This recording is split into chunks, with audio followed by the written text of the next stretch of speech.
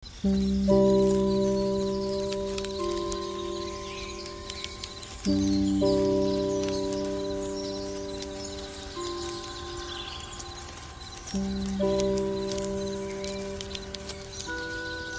rayap adalah dunia yang sangat tenang namun penuh kesibukan.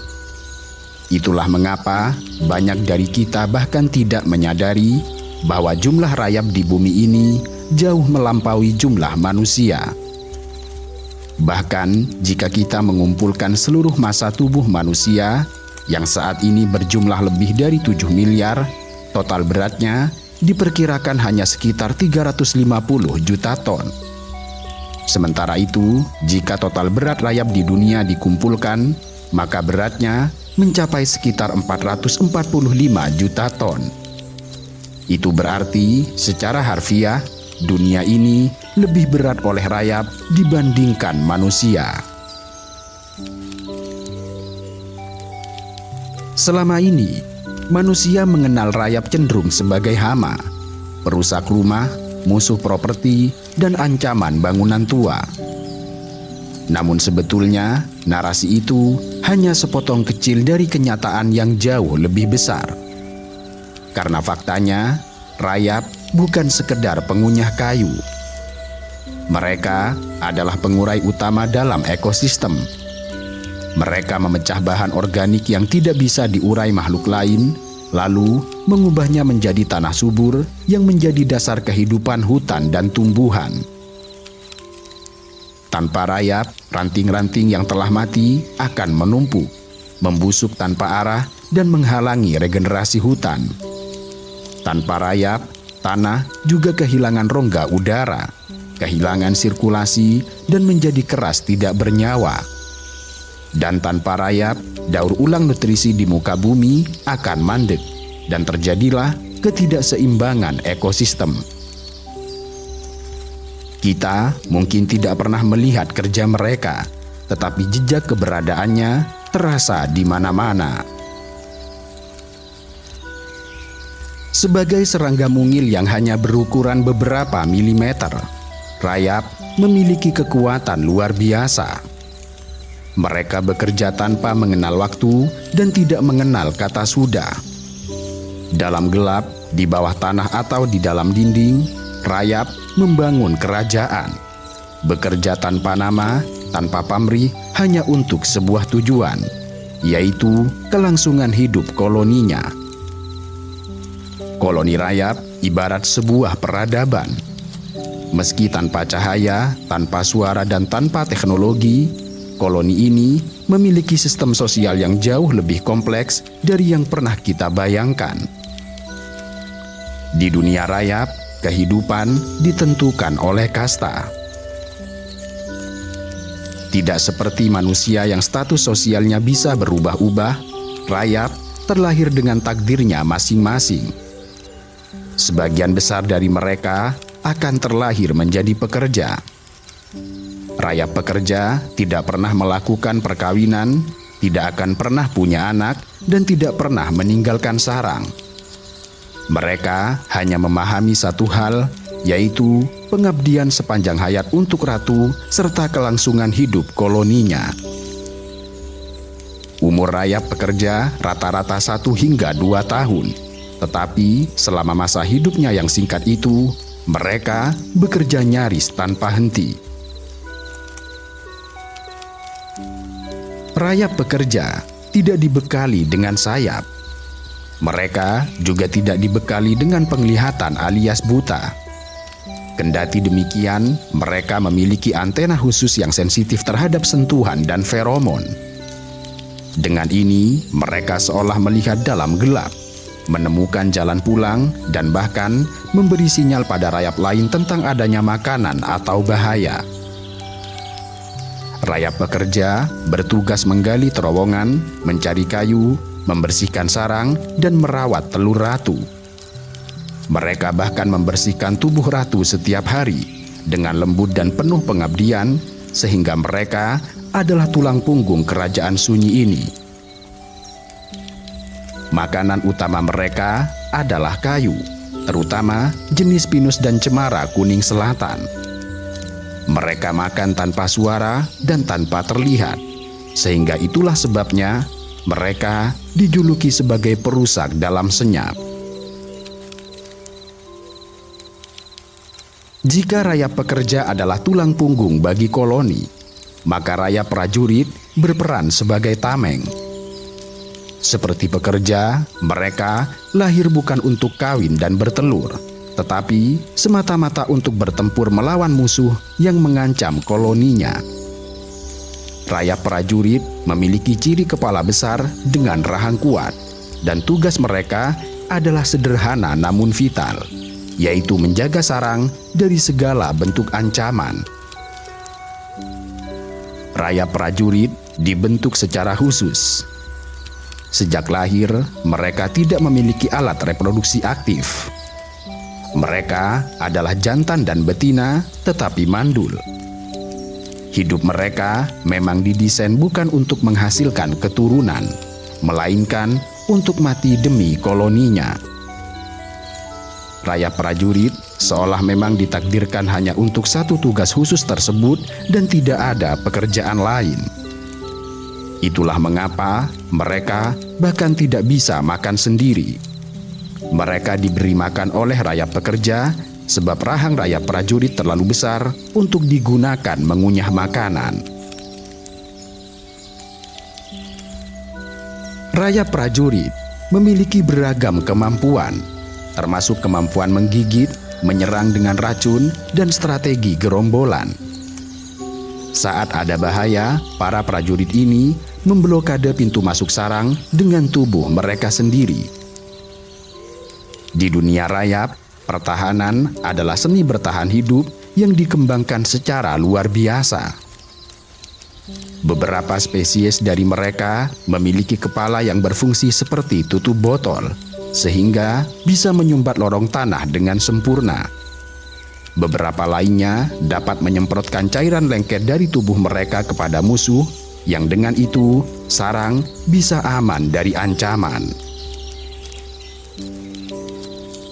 Sementara itu, di pusat sarang, tersembunyi dalam ruang yang paling aman, hiduplah rayap ratu. Ratu memiliki postur yang membengkak beberapa kali lipat dari ukuran rayap biasa. Ratu tidak bisa berjalan dan bahkan tidak bisa bergerak dengan leluasa. Kendati demikian, ia adalah jantung dari koloni. Ratu rayap bisa bertelur setiap 15 detik dan mencapai hingga 30.000 telur per hari. Ratu menjadi semacam mesin kehidupan yang terus menyala selama puluhan tahun, sebab usianya bisa mencapai sekitar 50 tahun. Di pusat sarang yang tersembunyi dan aman, Ratu Rayap tidak tinggal sendirian. Ia ditemani Raja Rayap yang selalu sigap untuk menjaga dan melayaninya. Rayap menganut sistem monogami dalam kastanya yang tertinggi. Raja dan ratu hanya kawin satu kali dan bertahan seumur hidup.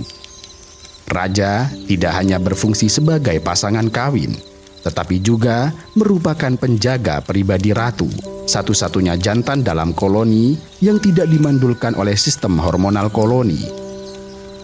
Ia adalah raja dalam makna biologis dan sosial. Tanpa tahta dan mahkota, hanya tubuh mungil yang berisi komitmen hidup bersama selamanya. Selain rayap raja, ratu, pekerja, dan prajurit, koloni rayap juga memiliki kasta reproduktif bernama laron. Mereka adalah rayap yang bersayap, calon raja dan ratu dari koloni di masa yang akan datang. Mereka bukan rayap pekerja, bukan pula rayap prajurit. Mereka adalah kasta reproduktif yang memiliki satu tugas khusus, yaitu kawin, bertelur, dan mendirikan koloni baru. Biasanya, laron muncul saat tiba musim hujan.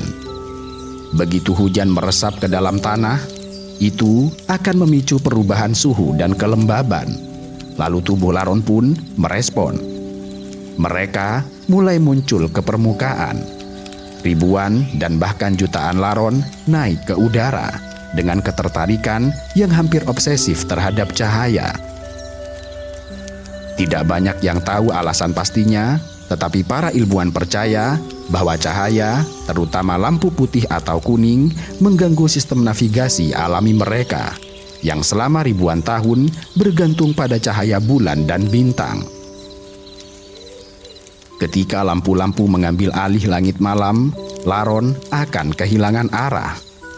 Mereka tertarik lalu terperangkap dalam lingkaran tidak berujung mengitari cahaya lampu. Bagi kasta laron, ini bukanlah sekedar ritual. Ini adalah perjuangan terakhir untuk bertahan hidup dan meninggalkan keturunan. Seperti api yang menarik ngengat, cahaya lampu adalah kecantikan fatal yang menuntun mereka pada dua kemungkinan, yaitu cinta abadi atau kematian dalam sunyi. Pada momen ini, setiap laron akan mencari pasangan untuk kawin. Tetapi tragisnya, hanya sekitar 10% dari mereka yang akan bertemu dengan pasangannya. Adapun sebagian besar sisanya, ada yang mati karena menabrak dinding, jatuh ke tanah, atau dimakan oleh predator. Sementara untuk laron yang masih hidup dan gagal menemukan pasangannya, mereka akan hidup menderita. Ini karena mereka tidak bisa kembali ke sarang lama. Koloni asal mereka akan menolak, bahkan membunuh mereka. Dan dengan demikian, kembali bukanlah suatu pilihan. Maka malam itu, saat mereka telah memutuskan untuk keluar dari sarang, mereka harus memilih antara dua, yaitu kawin atau mati dalam kesunyian. Tetapi bagi laron yang beruntung, yang menemukan pasangan di tengah malam yang riuh, mereka akan segera memulai kehidupan baru. Sepasang laron jantan dan betina akan mendarat, berjalan beriringan dalam keheningan yang mendebarkan. Mereka menanggalkan sayap dan berjalan berdampingan sebagai simbol bahwa penerbangan mereka telah usai. Lalu, tidak butuh banyak pertimbangan dan hanya mengandalkan naluri purba, mereka mencari tempat gelap serta lembab, menggali dan memulai koloni baru. Di tempat baru itu, mereka akan melangsungkan perkawinan, lalu sang betina akan berdaulat sebagai ratu. Tubuhnya perlahan membesar seiring waktu, dan perutnya akan memanjang dan menjadi mesin biologis penghasil telur. Tidak seperti ratu lebah yang bisa digantikan oleh calon ratu lain, ratu rayap hidup lebih dari sekedar simbol. Ia adalah pusat dari seluruh aktivitas pada koloni. Adapun sang jantan, ia akan berdaulat menjadi raja. Mereka hidup monogami yang hanya bersama satu pasangan seumur hidup. Dari perkawinan itu, lahirlah ribuan telur. Kemudian, dari telur-telur yang menetas, muncullah para pekerja. Para pekerja inilah yang kemudian membangun sarang, mencari makanan, dan merawat sang ratu. Begitu jumlah mereka telah cukup, sang ratu mulai menetaskan telur-telur untuk kasta prajurit. Lalu, ketika koloni sudah stabil dan besar, ratu mulai memproduksi kasta reproduktif baru bernama laron. Mereka dibesarkan, diberi waktu untuk berkembang, lalu saat musim hujan tiba, mereka keluar dari sarang dan memulai segalanya dari awal. Demikianlah daur hidup itu terus berjalan mengagumkan. Dari narasi ini, kita bisa memahami bahwa segala sesuatu di dunia ini harus tunduk pada siklus kehidupan. Lahir, tumbuh, berkembang, dan akhirnya menemui kematian. Dan ini jugalah yang berlaku pada rayap. Namun, berbeda dengan sebagian besar makhluk lain, siklus hidup rayap bukan hanya tentang individu, melainkan tentang kelangsungan seluruh koloni. Ketika satu ratu telah mati, satu koloni pun bisa runtuh. Tetapi sebelum itu terjadi, mereka telah memastikan kelahiran koloni baru. Dengan begitu, kerajaan mereka tidak pernah benar-benar musnah. Ia hanya berpindah bentuk dan juga berpindah tempat. Dalam satu koloni, bisa terdapat ribuan hingga jutaan rayap dari berbagai kasta.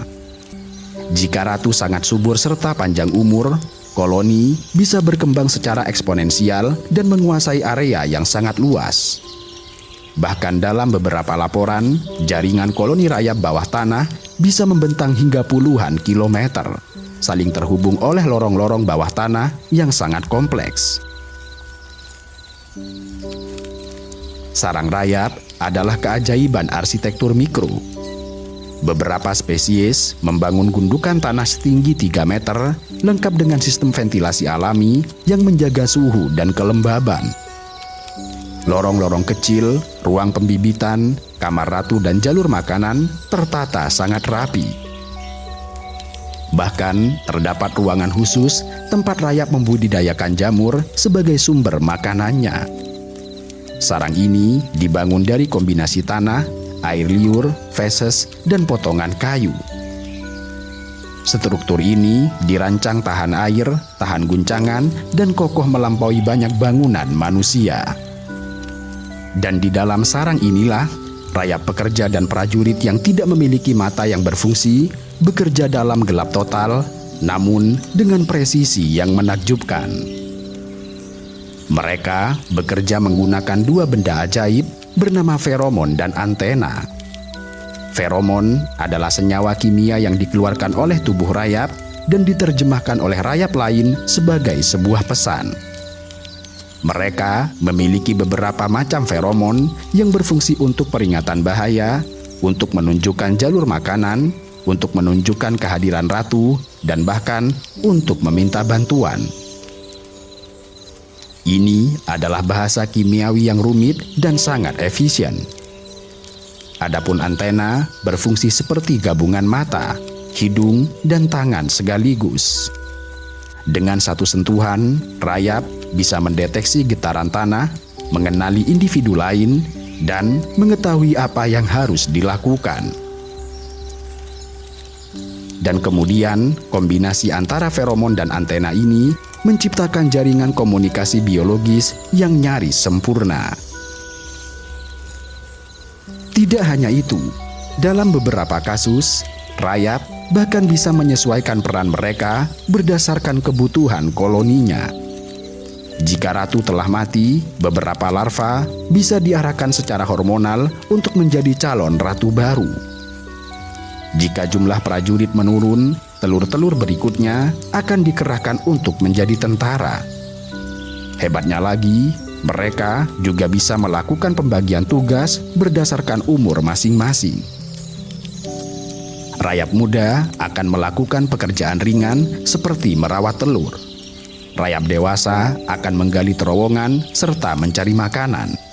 Sementara rayap yang lebih tua dan biasanya lebih lambat akan menjaga sarang atau membersihkan tubuh ratu. Sistem ini menunjukkan bahwa meskipun tidak punya otak besar, koloni rayap secara keseluruhan memiliki kecerdasan kolektif yang sangat efisien. Rayap memiliki enzim khusus dalam tubuh mereka dan juga dibantu oleh mikroorganisme simbiotik dalam saluran pencernaannya yang mampu mengurai selulosa. Selulosa adalah komponen utama dinding sel tumbuhan, dan kayu dipenuhi dengan zat ini. Tidak banyak makhluk di bumi yang bisa mencernanya, dan rayap adalah salah satu yang terbaik dalam hal ini. Rayap tidak bisa berpikir seperti manusia, tetapi koloni mereka dapat mengambil keputusan secara kolektif. Saat makanan ditemukan, rayap pekerja menandai jalan dengan feromon. Semakin banyak rayap yang melewati jalur itu, maka semakin kuat sinyalnya. Dan akhirnya, jalur terbaik akan dipilih oleh seluruh koloni, tanpa satupun dari mereka yang memerintah. Ini disebut sebagai kecerdasan kelompok yang muncul dari interaksi antar individu sederhana. Strategi ini juga digunakan saat membangun sarang, menghadapi ancaman, dan bahkan mengatur suhu dan kelembaban dalam sarang. Sarang rayap tidak pernah terlalu panas atau lembab, meski berada di bawah tanah atau di dalam kayu. Beberapa spesies bahkan membangun struktur ventilasi yang kompleks layaknya sistem pendingin alami. Seperti yang telah dijelaskan, jenis kayu yang paling disukai rayap antara lain adalah pinus dan cemara kuning selatan. Kedua jenis kayu ini memiliki serat lunak serta kelembaban yang mendukung pertumbuhan jamur, yang menjadi makanan tambahan bagi rayap. Sebaliknya, kayu jati dianggap sebagai musuh alami rayap. Kandungan minyak dan senyawa toksik alaminya membuat rayap enggan menggigitnya. Kendati demikian, jika rayap telah kehabisan pilihan, mereka bisa memakan apa saja, termasuk bingkai jendela, rak buku, bahkan lemari pakaian. Mereka juga bisa memakan bahan berbasis kertas seperti buku hingga kardus. Bahkan dalam beberapa kasus ekstrim, rayap bisa menyerang bagian dalam tiang beton rumah jika terdapat bekas kayu dalam cetakan struktur itu. Tetapi, rayap bukan hanya ancaman. Di hutan tropis, mereka adalah pahlawan yang tidak pernah mendapatkan pengakuan. Setiap hari, jutaan ton ranting, daun mati, dan pohon tumbang akan membusuk, di mana tanpa rayap dan pengurai lainnya, hutan akan tertimbun oleh puing organik. Dalam ekosistem yang sehat, rayap mengurai kayu mati serta bahan organik, mengubahnya menjadi humus yang memperkaya tanah. Mereka juga menggali terowongan yang membuat tanah menjadi lebih poros. Hal ini pada akhirnya akan membantu air hujan menyerap ke dalam tanah, mencegah banjir, dan meningkatkan kelembaban tanah untuk akar tanaman. Aktivitas mereka membantu menciptakan saluran udara alami di dalam tanah, mendukung kehidupan mikroorganisme, serta meningkatkan kesehatan vegetasi. Dengan kata lain, meskipun mereka menjadi hama di rumah, rayap justru adalah pilar penting dalam menjaga kesuburan tanah serta daur ulang nutrisi di alam liar, di mana tanpa mereka, ekosistem tropis tidak akan sekaya seperti saat ini. Lebih dari itu, tidak semua jenis rayap adalah pemakan kayu. Karena faktanya, lebih dari 3.100 spesies rayap yang telah dikenali oleh para entomolog di seluruh dunia, hanya sebagian kecil atau sekitar 183 spesies yang tercatat sebagai pengganggu atau hama. Ini berarti hanya kurang dari 6% dari total spesies rayap yang benar-benar menyerang properti manusia. Sementara sisanya, mereka memiliki selera dan gaya hidup yang berbeda. Bahkan bisa dikatakan sangat beragam, mulai dari pemakan dedaunan busuk, tanah, hingga kotoran hewan. Beberapa spesies bahkan menjadi petani jamur dengan sistem pertanian bawah tanah yang membuat manusia tercengang. Di hutan-hutan Afrika dan Asia, terutama di bawah permukaan tanah atau gundukan raksasa, hidup koloni rayap petani jamur dari subfamili Macrotermitinae. Mereka ini bukan pemakan kayu langsung, melainkan mengumpulkan bahan organik seperti daun kering, kotoran hewan, dan potongan rumput, lalu membawanya ke sarang dan menumbuhkan jamur mutualistik di atas substrat itu. Jamur inilah yang mencerna bahan-bahan kasar itu, lalu rayap memakan hasil degradasi jamur tersebut. Jenis rayap lain yang sering diabaikan adalah rayap tanah sejati atau soil feeding termites. Mereka biasanya berasal dari keluarga Termitidae, namun tidak bercocok tanam jamur. Mereka hidup dari memakan partikel tanah yang kaya akan bahan organik hasil pelapukan. Meski kecil dan jarang terlihat, rayap jenis ini memainkan peran penting dalam rekayasa tanah. Terowongan dan sarangnya membantu menyaring air hujan ke dalam tanah, mengatur porositas, dan meningkatkan kesuburan. Studi dari Brazil menunjukkan bahwa tanah di sekitar sarang rayap bisa memiliki kadar nutrisi yang 3 kali lebih tinggi dibandingkan tanah biasa. Dan itulah sebabnya mereka tidak pantas untuk hanya disebut sebagai perusak dalam senyap, karena faktanya mereka juga menjadi arsitek bagi ekosistem.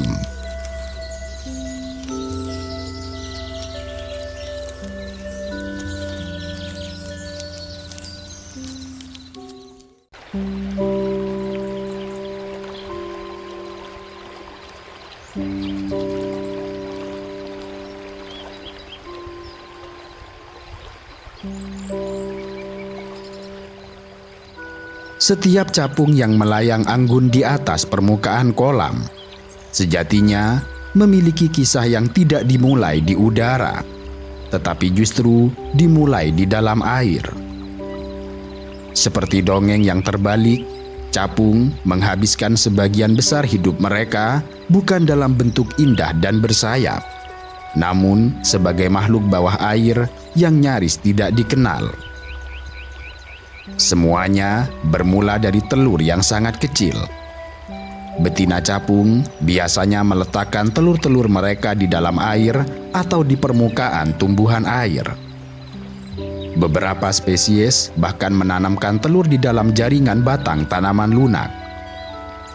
Jumlah telur bisa mencapai ratusan hingga ribuan, tergantung pada spesies dan kondisi lingkungan air. Telur-telur ini memiliki ukuran 0, sekian milimeter, berbentuk lonjong dan nyaris tidak terlihat. Mereka akan menetas dalam hitungan hari, minggu, atau bahkan bulan, tergantung pada suhu air dan jenis capung. Kemudian dari telur kecil itu menetaslah makhluk kecil dan tampak aneh bernama nimfa, tanpa sayap dan tidak memiliki warna cerah seperti umumnya capung yang telah kita kenal.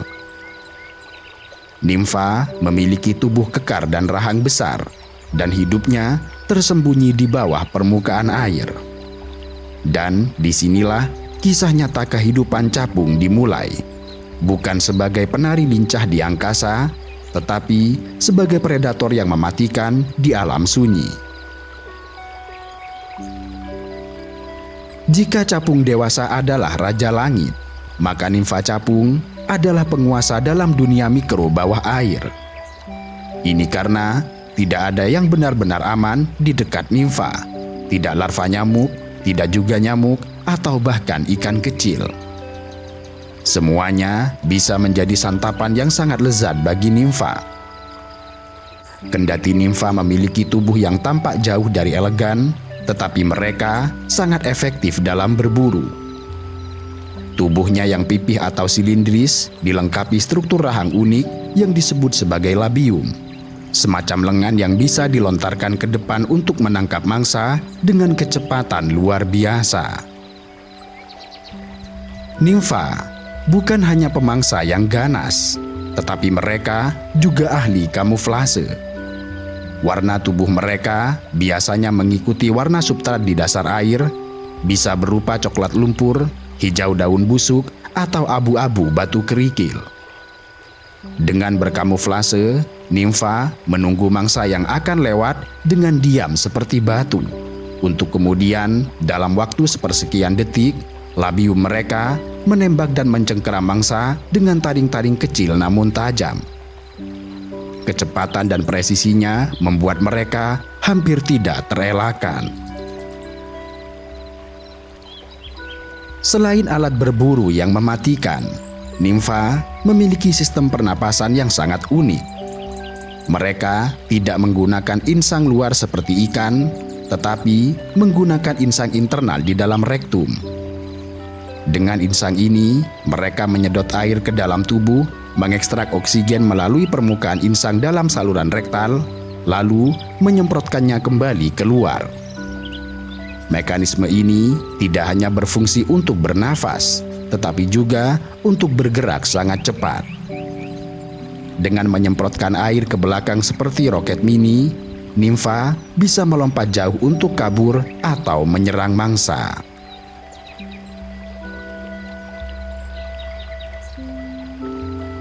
Kehidupan nimfa di dalam air bisa berlangsung sangat lama, bahkan sangat lama untuk ukuran serangga yang sangat kecil. Nimfa capung bisa hidup antara 6 hingga 5 tahun di dalam air, tergantung spesiesnya. Mereka tumbuh melalui belasan kali pergantian kulit atau molting. Setiap kali berganti kulit, mereka tumbuh lebih besar dengan rahang yang semakin kuat serta mematikan.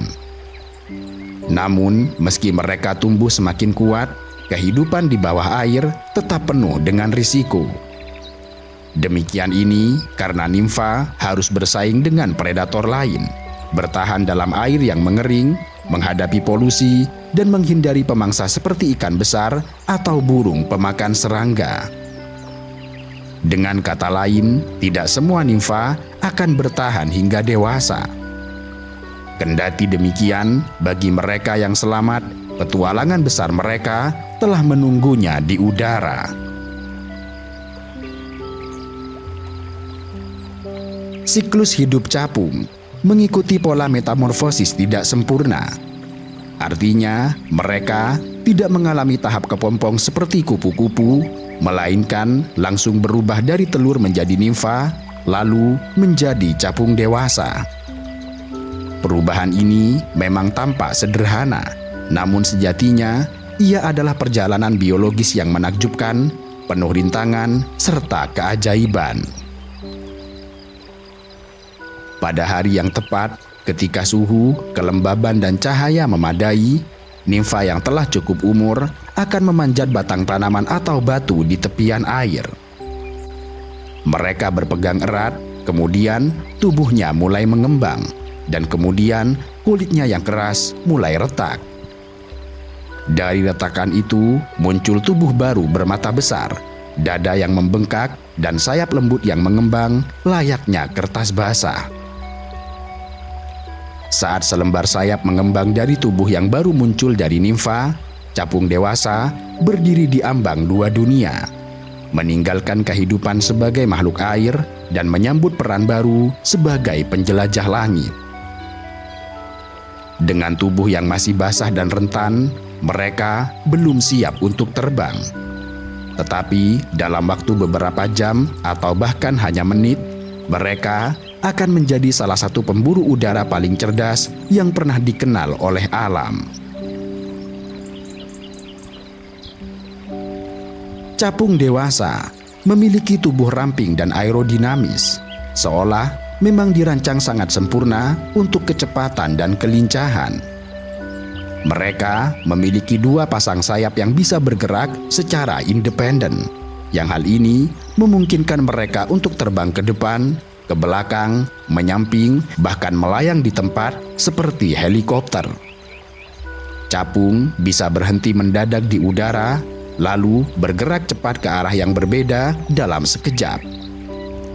Sayap mereka juga dilengkapi dengan struktur khusus bernama nodus yang berfungsi menyerap getaran dan menjaga kestabilan sayap saat mengepak. Jika kita memperhatikan dengan mikroskop, permukaan sayap capung seperti mosaik kristal rumit, penuh urat dengan rongga kecil yang memperkuat struktur tanpa menambah berat pada sayap. Dengan sepasang sayap yang bisa bergerak terpisah, mereka mampu menciptakan gaya dorong dan angkat yang memungkinkan manuver tajam di udara. Beberapa spesies bahkan tercatat mampu terbang dengan kecepatan antara 55 hingga 60 km per jam, yang hal ini menjadikan mereka sebagai salah satu serangga tercepat di dunia. Namun demikian, capung bukan hanya cepat, mereka juga sangat presisi. Saat mengincar mangsa, mereka mampu menghitung sudut terbangnya dengan akurasi prediktif, lalu menyergap dari arah yang tidak terduga. Mereka bisa berhenti mendadak, melayang di udara, lalu meluncur seperti anak panah, dan semua itu hanya berlangsung dalam hitungan milidetik. Dan hebatnya, mereka hampir selalu berhasil. tingkat keberhasilan serangan capung saat berburu mencapai 95%, dan ini menjadi salah satu yang tertinggi di dunia hewan. Kendati demikian, bukan hanya sayap yang luar biasa. Mata capung adalah salah satu sistem visual paling kompleks dalam kerajaan hewan. Mereka memiliki mata majemuk yang terdiri dari 30 hingga 50 ribu ommatidia, unit penglihatan individual yang memungkinkan mereka mendeteksi gerakan paling kecil sekalipun. Dengan bidang penglihatan hampir 360 derajat, capung dapat mendeteksi mangsa dari segala arah tanpa harus menoleh. Mereka melihat dunia seperti bola, itulah dunia yang terlihat oleh seekor capung. Capung juga memiliki kemampuan melihat warna yang sangat canggih. Mereka bisa melihat dalam spektrum cahaya ultraviolet yang tidak tampak bagi manusia. Mereka bisa membedakan antara warna yang tampak sama di mata kita, namun berbeda panjang gelombangnya. Ini membuat mereka sangat efisien dalam mengenali mangsa, musuh, serta pasangan. Tidak hanya itu, sistem pernafasan capung bahkan juga dirancang untuk kecepatan. Alih-alih paru-paru, mereka menggunakan trakea, sistem tabung kecil yang langsung mengalirkan oksigen ke jaringan tubuh. Ini memungkinkan mereka mendapatkan suplai oksigen yang cepat dan efisien untuk mendukung gaya terbang mereka yang boros energi. Mereka memiliki struktur otot dan saraf yang luar biasa responsif. Kecepatan reaksi capung terhadap gerakan di sekitarnya hanya membutuhkan waktu sekitar 30 milidetik, jauh lebih cepat dari reaksi manusia. Itulah sebabnya mengapa sangat sulit menangkap capung, sebab mereka selalu satu langkah lebih cepat dari tangan manusia. Di balik keanggunan dan keindahan tubuhnya yang transparan, capung adalah makhluk teknik tingkat tinggi. Perpaduan antara sayap, penglihatan, ketangkasan, dan sistem pernafasan yang mengagumkan pada akhirnya menjadikan mereka sebagai salah satu predator paling efektif di alam liar. Mangsa mereka bisa bervariasi, mulai dari lalat kecil, nyamuk, semut bersayap, kupu-kupu, dan bahkan capung lain yang lebih kecil.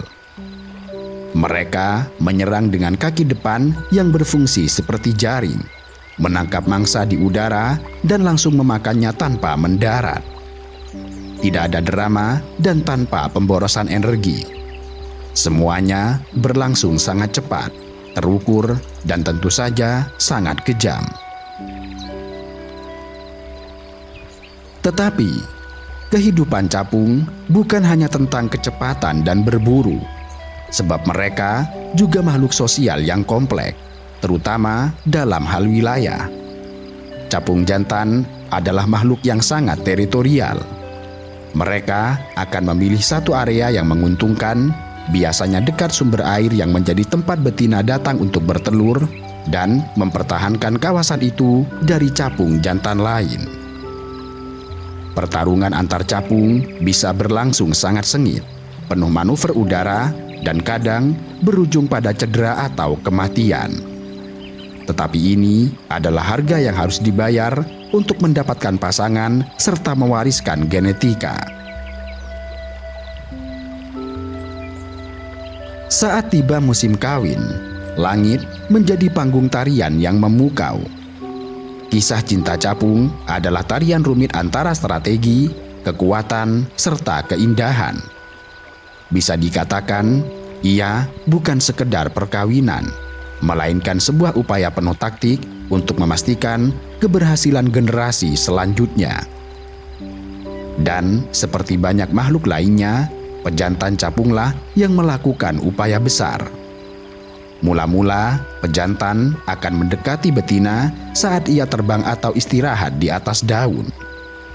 Ini menjadi semacam rayuan sederhana tanpa atraksi berlebihan.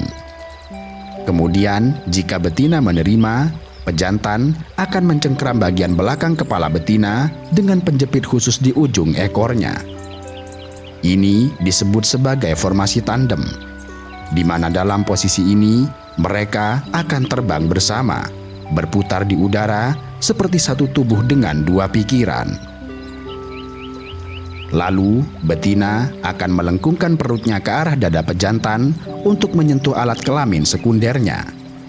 Ini adalah posisi kawin yang sebenarnya, sebuah posisi yang menyerupai bentuk hati atau roda dan disebut sebagai will position. Disinilah terjadi pembuahan dan bahkan manipulasi sperma. Dan uniknya, capung jantan memiliki kemampuan luar biasa untuk mengeluarkan sperma pesaing dari tubuh betina sebelum membuahi. Dengan alat khusus yang terdapat di ujung perutnya, ia bisa membersihkan saluran reproduksi betina dan memastikan bahwa hanya spermanya yang akan membuahi telur. Setelah melakukan perkawinan, capung betina akan bertelur. Terkadang dalam keadaan masih berada dalam cengkraman jantan, yang hal ini bertujuan untuk menghalangi pejantan lain, atau ketika sedang sendirian. Betina akan menyentuhkan ujung perutnya ke air atau tumbuhan air, meletakkan telur satu persatu hingga mencapai ratusan butir. Tetapi ada sisi yang sangat menyedihkan dari semua ini. Sebab bagi banyak capung, masa dewasa bisa berlangsung sangat singkat, yaitu berkisar beberapa minggu hingga 2 bulan. Beberapa spesies bahkan hanya hidup selama beberapa hari dalam wujud bersayap. Ini artinya kehidupan panjang mereka sebagai nimfa hanya bertujuan untuk menghasilkan satu kesempatan di udara, yaitu terbang, berburu, serta melakukan perkawinan. Bagi capung, kematian datang tanpa banyak peringatan. Sayap yang mulai rontok, otot yang melemah, serta predator yang selalu mengintai di balik bayang daun. Tapi mereka tidak pernah mati sia-sia. Telur-telur yang masih tinggal dan menetas menjadi nimfa akan mengulangi siklus hidup ini sekali lagi. Sebuah warisan kehidupan dalam bentuk lingkaran yang terus berputar. Capung bukan hanya pemangsa indah di udara, sebab disadari atau tidak, mereka adalah penjaga tidak kasat mata bagi banyak ekosistem air tawar. Peran capung sebagai pengendali populasi serangga, indikator kesehatan lingkungan, dan bagian penting dalam rantai makanan menjadikan mereka sebagai salah satu pilar keseimbangan alam. Pertama, capung adalah pengendali hama alami. Mereka memangsa nyamuk sejak tahap nimfa hingga dewasa. Nimfa capung akan memburu larva nyamuk di dalam air, sementara capung dewasa akan menangkap nyamuk dewasa di udara. Dalam satu hari, seekor capung bisa memangsa hingga ratusan ekor nyamuk atau serangga kecil lain. Dan bayangkan, jika sebuah ekosistem tanpa capung, maka populasi nyamuk akan melonjak dan risiko penyakit seperti demam berdarah, malaria atau Zika bisa meningkat dengan drastis. Lebih dari itu, capung adalah indikator biologis yang sangat sensitif. Karena sebagian besar hidup mereka berada di dalam air, mereka hanya bisa bertahan di lingkungan yang bersih serta tidak tercemar. Ini artinya, jika populasi capung menurun di suatu wilayah, itu bisa menjadi sinyal awal bahwa air di wilayah tersebut mulai tercemar atau ekosistemnya terganggu. Para peneliti sering menggunakan keberadaan capung sebagai parameter biologis untuk menilai kualitas air di sungai, rawa, serta danau. Di sisi lain, capung juga berperan sebagai sumber makanan bagi makhluk lain. Burung-burung kecil, laba-laba besar, katak, bahkan ikan predator, semuanya menjadikan capung sebagai bagian dari menu mereka. Dengan kata lain, capung berada di posisi tengah dalam rantai makanan, menjaga kestabilan antara populasi serangga kecil serta predator besar. Keunikan lain, capung juga membantu dalam penyerbukan bunga. Meski tidak sehebat lebah atau kupu-kupu, beberapa spesies capung secara tidak sengaja memindahkan serbuk sari saat hinggap di bunga tertentu. Ini adalah kontribusi yang tampak kecil, namun ini jelas berarti dalam ekosistem tropis yang sangat kompleks. Bahkan dalam pertanian, keberadaan capung bisa menjadi alat pengendalian hama alami. Di area persawahan atau ladang yang berdekatan dengan danau atau kolam, capung membantu menekan populasi wereng, kutu daun, serta serangga pengisap lain. Peran ini jelas semakin penting ketika kita tengah menghadapi kerusakan lingkungan global. Kehadiran capung merupakan sebuah penanda bahwa alam masih bernafas dengan sehat, bahwa air bisa menopang kehidupan, dan bahwa langit masih bisa menjadi panggung bagi penari bersayap. Sayangnya, kehidupan capung tidak pernah terbebas dari ancaman. Meski mereka adalah pemburu tangguh dan berperan penting bagi ekosistem, di sisi lain, mereka adalah buruan yang juga rentan, baik oleh alam dan oleh ulah manusia. Di alam liar, capung memiliki ancaman yang beragam. Saat masih menjadi telur, mereka bisa dimakan oleh kecebong, ikan kecil, atau bahkan serangga air lain. Sebagai nimfa, mereka harus menghadapi ikan predator, capung lain yang lebih besar, burung pemakan serangga, serta laba-laba air. Lalu, sebagai capung dewasa, mereka harus waspada terhadap burung pemakan serangga, laba-laba jaring besar, kelelawar malam, dan bahkan katak lompat yang bisa menyambar dalam sekejap. Namun, ancaman paling mematikan tidak datang dari alam, melainkan dari makhluk paling brutal bernama manusia. Pencemaran air adalah pembunuh sunyi bagi telur dan nimfa capung. Limbah pabrik, deterjen rumah tangga, pestisida pertanian, dan sedimen dari deforestasi membuat air menjadi tempat yang tidak layak huni bagi nimfa capung. Bahkan, sedikit perubahan pH atau penurunan kadar oksigen saja dapat membunuh seluruh generasi capung di satu kolam. Perubahan iklim juga memainkan peran besar. Saat suhu meningkat, siklus air akan berubah. Kolam-kolam akan mengering lebih cepat, curah hujan menjadi tidak menentu, dan musim berkembang biak capung menjadi terganggu. Di beberapa wilayah, pergeseran musim membuat capung muncul lebih awal sebelum mangsa mereka tersedia. Dan akibatnya, tingkat kematian capung meningkat dengan drastis. Ini masih ditambah dengan perusakan habitat basah yang menjadi ancaman struktural yang lebih permanen. Kolam, rawa, dan sungai kecil yang menjadi tempat capung berkembang biak terus dibabat untuk dijadikan pemukiman, perkebunan, atau area industri. Padahal, tanpa habitat air yang stabil, siklus hidup capung bisa terputus. Dan dengan terputusnya siklus hidup mereka, kita tidak hanya kehilangan serangga bersayap indah, tetapi juga kehilangan penyeimbang ekosistem lokal. Ironisnya, meskipun capung membantu manusia dalam mengendalikan nyamuk dan hama, manusia justru tanpa sadar menghilangkan mereka.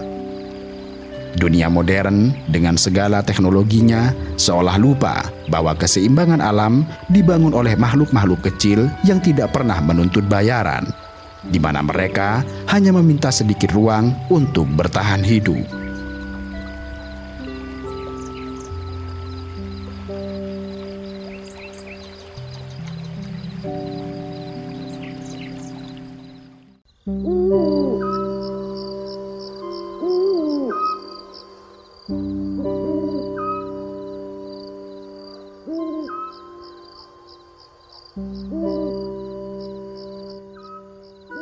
Kunang-kunang adalah legenda di malam hari. Mereka ibarat penyihir miniatur yang membawa obor biologis di perutnya, menari di antara rumput dan semak-semak, seolah menuliskan puisi-puisi cahaya pada langit yang tampak gelap. Dalam berbagai budaya, kunang-kunang selalu diiringi dengan cerita, misal sebagai lambang bagi harapan, pertanda kehadiran arwah, jelmaan kuku orang yang telah wafat, dan bahkan sebagai makhluk pembawa pesan dari dunia gaib. Tetapi lebih dari itu semua, mereka adalah bagian penting dari jalinan kehidupan di muka bumi. Kunang-kunang dikenal karena kemampuan menghasilkan cahaya dari tubuhnya. Mereka menghasilkan bola lampu kecil yang menyala lembut tanpa panas, tanpa suara, dan dengan efisiensi energi yang jauh melampaui teknologi manusia. Inilah keajaiban yang disebut sebagai bioluminesensi, di mana kunang-kunang menjadi salah satu makhluk paling memesona dalam menggunakan teknologi alami ini. Bioluminesensi adalah kemampuan makhluk hidup untuk menghasilkan cahaya melalui reaksi kimia yang terjadi di dalam tubuh mereka. Fenomena ini tidak hanya dimiliki kunang-kunang. Beberapa jenis ubur-ubur, cumi-cumi, ikan laut dalam, dan jamur juga mengembangkan kemampuan ini. Tetapi kunang-kunang berhasil menghadirkan sesuatu yang berbeda. Mereka mengendalikan sinyal cahaya secara sadar, teratur, dan penuh dengan makna.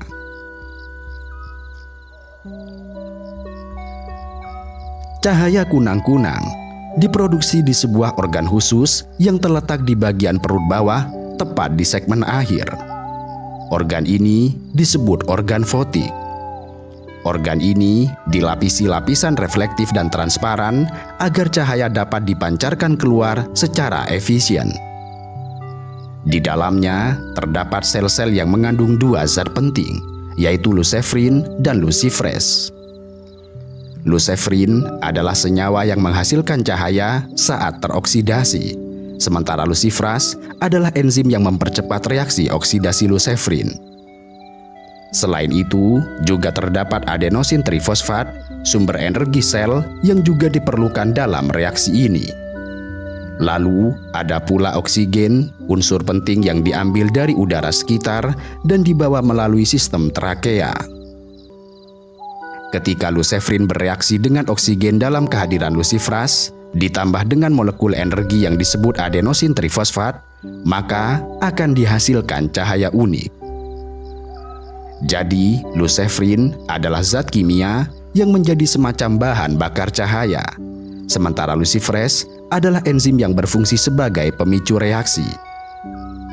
Ia mempercepat reaksi kimia antara lucefrin dan oksigen agar bisa menghasilkan cahaya, di mana tanpa lucefrin tidak akan ada bahan yang bisa menyala, dan tanpa lucifres reaksinya akan sangat lambat dan tidak menghasilkan cahaya dengan efisiensi tinggi. Uniknya, dalam reaksi ini, hampir 100% energi kimia dari reaksi lucefrin dan oksigen diubah menjadi cahaya tanpa menghasilkan panas, yang dalam fisika ini disebut sebagai cahaya dingin. Cahaya kunang-kunang tidak seperti lampu biasa yang panasnya lebih dominan daripada cahayanya. Bahkan para ilmuwan menyebut efisiensi cahaya kunang-kunang bisa mencapai 98%. Itulah mengapa cahaya yang dihasilkan kunang-kunang disebut sebagai cahaya paling efisien di alam, di mana dalam dunia teknologi, efisiensi ini masih menjadi impian para ilmuwan.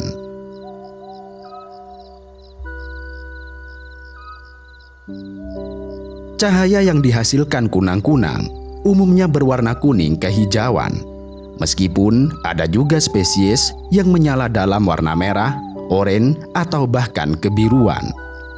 Warna ini tergantung pada spesies, komposisi kimia lucefrin, dan struktur protein lucifres dalam tubuh mereka. Uniknya, nyala yang mereka hasilkan itu tidak terjadi sembarangan. Mereka mengontrol proses ini melalui sistem saraf serta pernafasan. Saat mereka ingin menyala, tubuhnya akan mengalirkan oksigen ke organ fotik dan memicu reaksi kimia. Lalu, ketika tidak lagi dibutuhkan, mereka menghentikan aliran oksigen, sehingga cahaya menjadi padam. Dengan kemampuan ini, kunang-kunang dapat menyalakan dan mematikan cahayanya dengan sangat cepat, menghasilkan kilauan yang khas dan berbeda-beda tergantung spesiesnya. Uniknya lagi, beberapa spesies kunang-kunang dikenal mampu menyelaraskan cahaya mereka secara serentak dalam kelompok besar. Fenomena ini disebut sebagai flash sinkroni dan sering terlihat di Asia Tenggara, termasuk Indonesia, serta di tempat-tempat seperti hutan-hutan di Thailand dan Amerika Serikat. Dalam momen itu, ribuan kunang-kunang jantan berkedip dalam irama yang seragam, seolah seluruh pohon berubah menjadi pohon bercahaya. Para ilmuwan percaya bahwa ini adalah kombinasi dari sistem saraf yang sangat responsif terhadap cahaya, ditambah dengan kemampuan memori singkat dan penyesuaian waktu biologis berdasarkan kilau tetangganya. Ini mirip seperti kita menepuk tangan mengikuti irama musik, sedangkan kunang-kunang belajar menyelaraskan kilau mereka untuk mendapatkan perhatian maksimum dari calon pasangannya. Bagi kunang-kunang, tarian cahaya ini bukan hanya indah, tetapi juga merupakan bentuk komunikasi massal yang sangat memukau.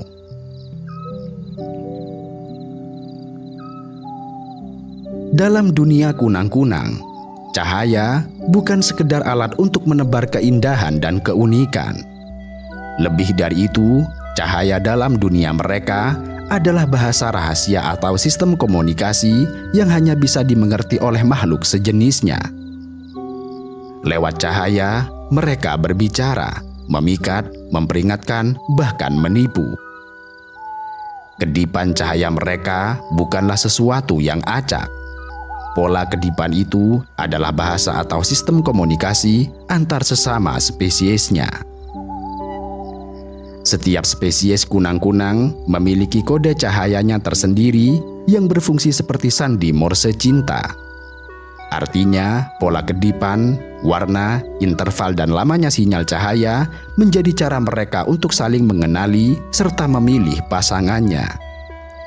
Ini adalah hal yang sangat penting, sebab banyak spesies kunang-kunang hidup berdampingan dalam satu area.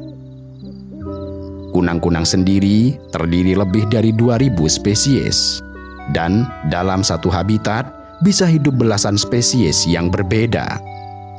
Itulah mengapa masing-masing mereka menggunakan bahasa cahaya sendiri, sebab sinyal yang tepat menjadi cara mereka untuk mencegah kawin silang antar spesies.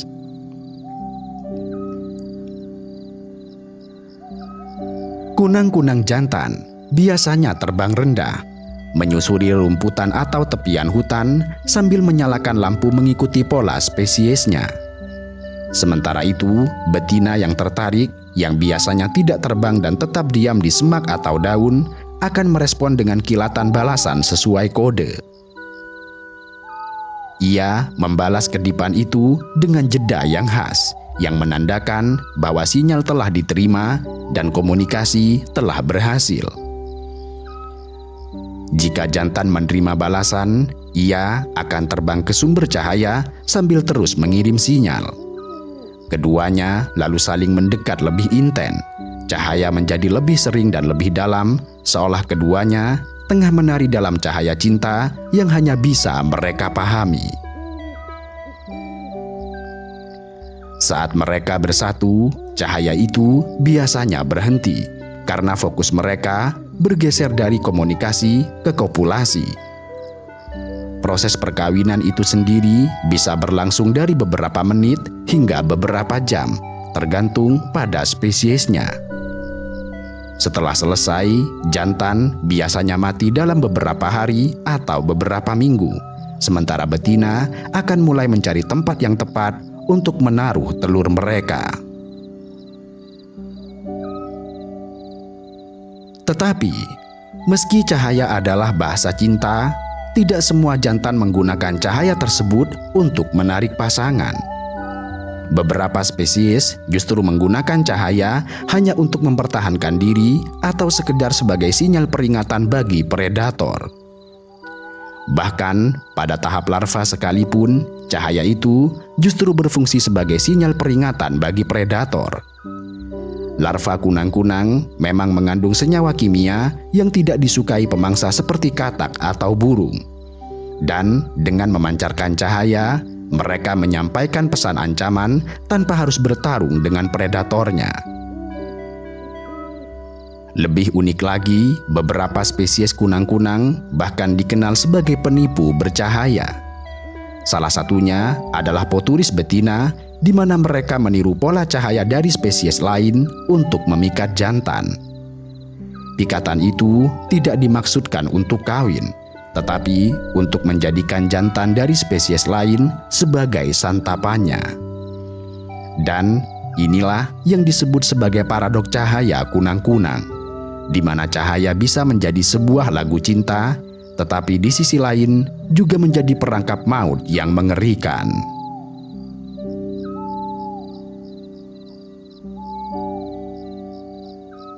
Keajaiban bioluminesensi kunang-kunang tidak luput dari perhatian ilmuwan. Enzim luciferin mereka telah digunakan dalam berbagai bidang. Dalam penelitian kanker, enzim tersebut digunakan untuk melacak pertumbuhan sel tumor dalam tubuh hewan percobaan. Dalam bioteknologi, ia digunakan sebagai indikator dalam eksperimen DNA. Dan dalam sensor lingkungan, enzim luciferin dipakai untuk mendeteksi pencemaran air dan udara. Ini artinya, dengan menggabungkan ilmu genetika dan cahaya kunang-kunang, manusia telah menciptakan metode deteksi penyakit dan polusi yang lebih akurat. Yang dengan demikian bisa dikatakan bahwa si mungil bercahaya itu ternyata menyimpan kunci inovasi besar.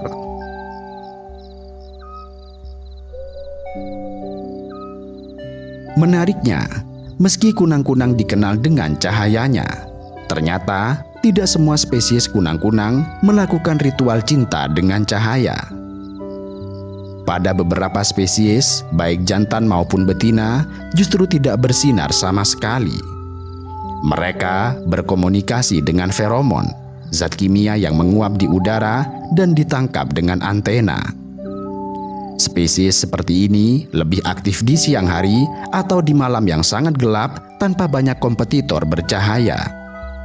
Mereka menunjukkan bahwa kehidupan memiliki banyak jalur, dan tidak semua kunang-kunang memilih jalur cahaya. Namun, bagi sebagian besar spesies, cahaya tetap menjadi alat utama. Sebuah sinyal universal di kegelapan, penanda cinta dan kehidupan yang hanya bisa terlihat saat malam telah tiba. Kehidupan kunang-kunang tentu tidak langsung terlahir dengan cahaya.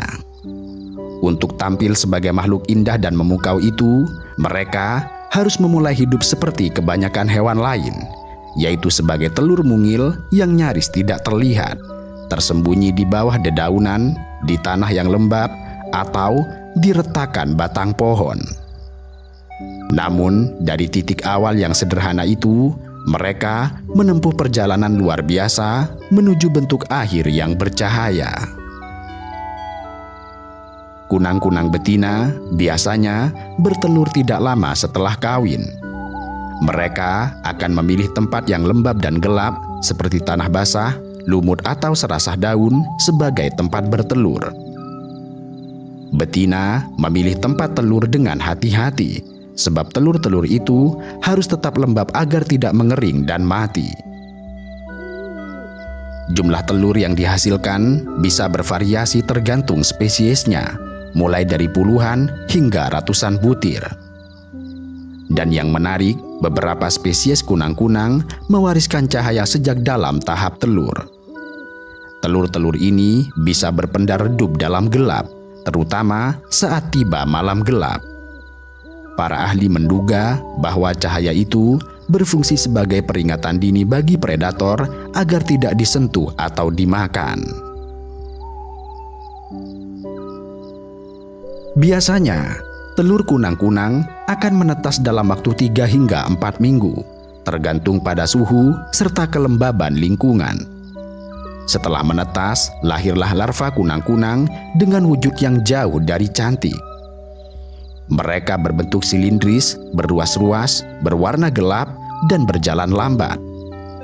Kendati demikian, mereka adalah pemburu yang sangat ulung, terutama terhadap makhluk-makhluk lunak seperti siput, cacing tanah, serta larva serangga lain.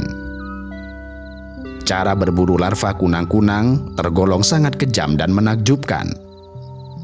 Mereka akan menyuntikkan enzim ke dalam tubuh mangsanya melalui gigitan, melumpuhkannya, dan mencairkan jaringan dalamnya menjadi semacam sup yang bisa disedot dengan mulut mereka. Larva akan hidup dalam tahap ini selama berbulan-bulan hingga 2 tahun, tergantung pada spesies serta iklim.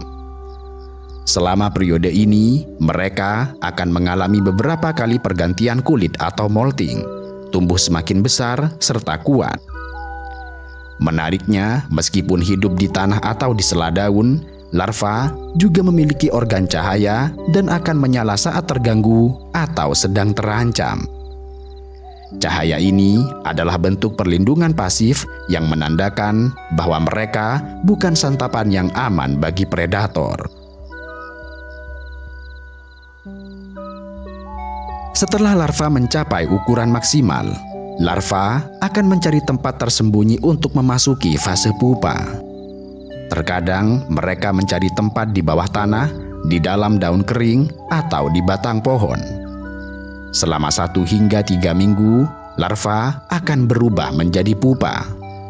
Lalu perlahan, tubuhnya akan membentuk struktur baru. Tubuh larva yang keras akan berubah menjadi tubuh kumbang dewasa yang lengkap dengan sayap, organ bercahaya, serta alat reproduksi. Ini adalah metamorfosis sempurna layaknya kupu-kupu. Dan yang menarik, pupa kunang-kunang juga bisa mengeluarkan cahaya.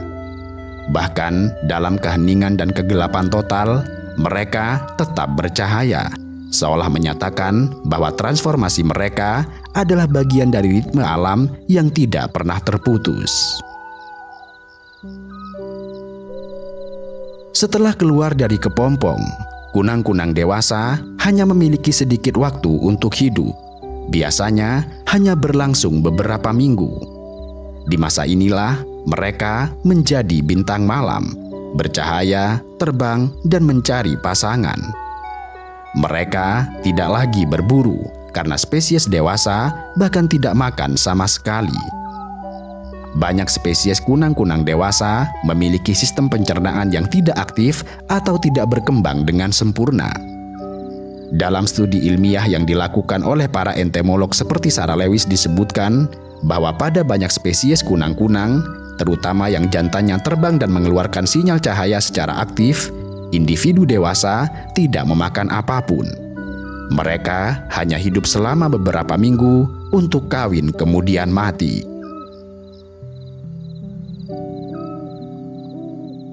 Tidak makan pada tahap dewasa sebenarnya adalah bentuk adaptasi mereka. Seperti telah dijelaskan, kunang-kunang menghabiskan waktu berbulan-bulan hingga bertahun-tahun dalam bentuk larva. Selama periode itu, mereka aktif makan dan menyimpan energi dalam bentuk cadangan lemak dalam tubuh mereka. Lalu, ketika mereka berubah menjadi dewasa, banyak spesies kunang-kunang memanfaatkan cadangan energi itu untuk bertahan selama 1 hingga 3 minggu. Karena fungsi utama kunang-kunang dewasa adalah berkembang biak, maka mereka tidak membutuhkan energi dalam jumlah besar untuk hal lain seperti pertumbuhan, pergerakan intens, ataupun berburu. Tetapi, meski sebagian besar kunang-kunang dewasa tidak makan, beberapa spesies dari mereka diketahui meminum nektar bunga. Dalam proses itu, mereka berkontribusi kecil dalam penyerbukan. Kendati bukan penyerbuk utama seperti lebah atau kupu-kupu, namun tetap ada nilai ekologis dari interaksi ini, terutama dalam ekosistem hutan tropis yang sangat kompleks.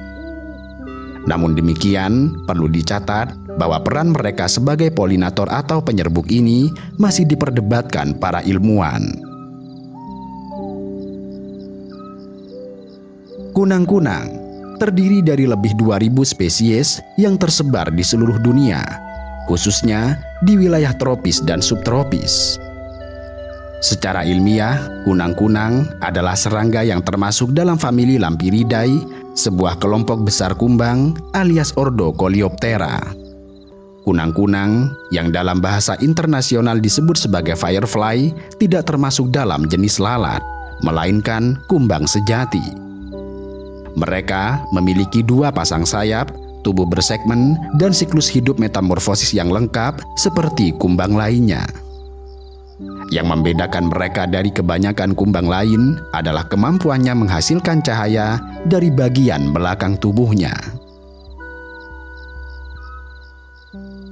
Kunang-kunang selalu bersahabat dengan gelap. Itulah mengapa mereka tidak menyukai lampu kota. Mereka menghindari sorot neon yang menyilaukan, bising kendaraan, serta tembok-tembok beton yang menghalangi langit. Dunia mereka adalah dunia yang lembab, tenang, serta remang. Mereka adalah penjaga malam dari tanah-tanah basah, peraih cahaya di tengah kegelapan alami.